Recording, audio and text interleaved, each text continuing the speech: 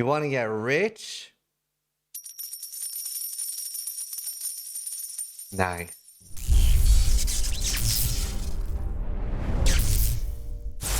Hi, Zizaran here with another video for Path of Exile 3.17, and I want to talk about making currency.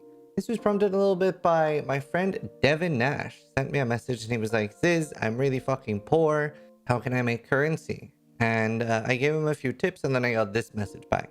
Now, I don't have a lot of currency videos, and there's a reason for that. Because generally when you as a streamer make a currency video, very often is what happens is that way of making currency goes down. Like for example, one league, I would be just spam leveling blood magics and making like 2 or 3x or sometimes 4 or 5 per one that hit 21. However, when you say that and there's thousands of people that start adopting that technique, then suddenly that just massively devalues, right? So that's a big problem with making currency videos specifically aimed at trade. But luckily enough, I play solo self-found, and obviously I have a lot of currency. I've had somewhere like 50 or 45 exalted orbs this league. I've had a few thousand chaos, and that's completely irrelevant on trade, so I can give you a lot of tips for that as well.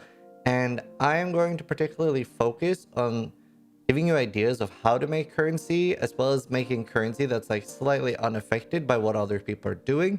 And I want to focus on doing currency methods that don't require a large investment, because as a new player that can be painful.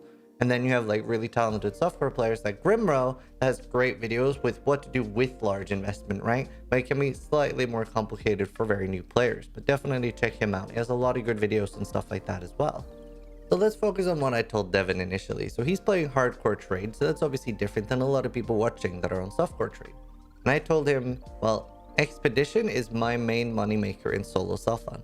I also told him to focus on like strongbox juicing, so using ambush on the map device.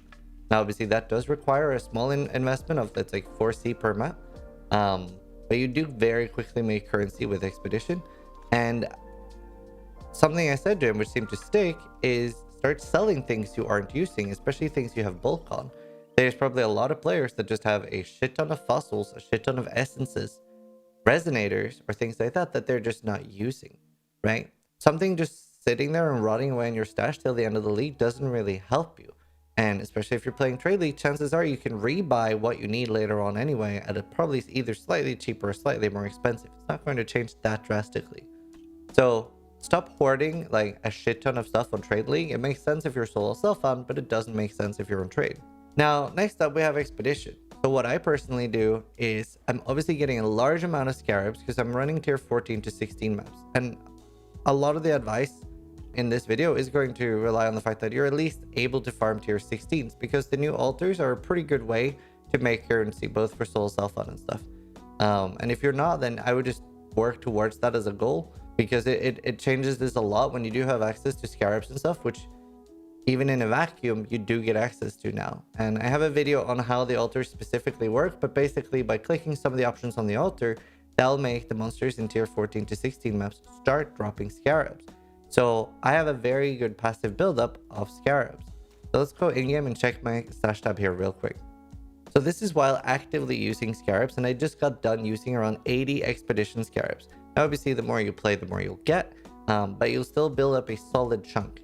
Now what I do every time I have X amount of expedition scarabs, like I'll get a certain amount I'm happy with, and then I will spec into these nodes and these nodes, and I will start spam running expedition. I will focus on the things that give, for example, runic logbooks, and do a lot of monsters and making sure that they don't kill me. And then I will spam run all my logbooks. I think I had like 25, something like that. And I got a bunch of currency. I got like 600 chaos or 400 chaos. It was a fairly large amount. And again, this is completely unreliant on trade. I got loads of other things I needed. And I do focus on 2 yen specifically. So when the logbook says Black Scythe Mercenaries, that's what I focus on, because I want currency in a vacuum.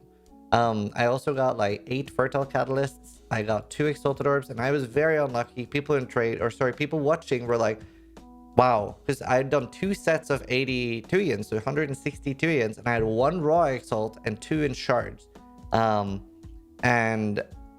Yeah, people that have been doing this a lot more than I have, like in bulk, were like, wow, yeah, you're getting shafted. So generally you would probably get a bit more raw exalts from expedition. And it is still a little bit of the same problem. If you do give a lot of advice for like just raw currency methods, it will eventually devalue just raw currency as well. But you know, it's not that big a deal. But you get a lot of currency there. I would be buying all the chaos, all the exalts. I was also buying alterations. And then I was obviously gambling on Gwenin as well. I would my first priority would be Tuyen, and then my second would be Gwenin. And then I don't have a video on this, but you can basically make a regex, which is a search that you would just search for multiple base types that have good uniques, and then you buy all of those. Because then when you buy one, like boom, it has a chance to become a unique item. And if you do hit jackpot, that is a very, very big currency boom, right? But we don't really want to like bank on the huge jackpots. We want to bank on small ones. So there are loads of other ways to make currency as well. So something that's really nice is making sure that the maps you're running scarabs in are good. So I have 4 watchstones in. This works with 3 as well, because again, you do want to be in 15s or 16s. And I have Cemetery as my main favorite map. Now, Cemetery is so nice. It has good div cards like the Empower 4 card. It also drops Brother Stash. So that's 2 really good div cards that we're passively earning. I've been very unlucky and I've only had 1 Brother Stash so far, but I have other friends that have had like 8 or 9 in the same amount of maps. So obviously that's just an RNG thing, but it's nice that we're setting ourselves up to be lucky. So I have Cemeteries as my main favorite map, and if you have 3 watchstones in, it's a 15. If you have 4, it's a 16. If you don't have a lot of watchstones, I think with just 1, which hopefully should be obtainable for most people, Graveyard has the same div cards, and just with 1 turns into a tier 14. It's a really, really good layout. However, the bosses are a lot worse than the Cemetery boss. It takes a lot more time. Speaking of div cards, looking through your div cards and seeing if you have anything that's like, you know, you might have exalted cards lying around that you could either finish or sell the ones that you have. You might have a lot of things just lying around that you're not thinking of. And obviously we hear streamer RNG and stuff like that going around a lot, but part of the reason why streamers in particular, or just veteran players, have such a big advantage over new players is that when a new player is playing the game, or at least for me personally it was like this, I would just be playing the game. I wouldn't have a goal. I would just be opening maps for the sake of mapping. I didn't have a specific reason. But when you become better at the game and you learn more and more, then you're very rarely doing anything for the sake of doing it, right? Every time I open a map, there are specific reasons. Like maybe I'm furthering my betrayal progress because I need a white socket on a certain item. Maybe I'm farming for div cards. Like there will be always a goal for what I'm doing, and that's very important, specifically for making currency. So not hoarding, focusing one mechanic is incredibly important. Like if you're just going delve or just going expedition and you're focusing on selling everything and not hoarding it, you will make currency. And if you're not just like, oh, you know, I'm gonna throw 40 chaos into chaos spamming this item randomly because I have so much chaos now, right? If you're focusing on profits, that is really how it will skyrocket.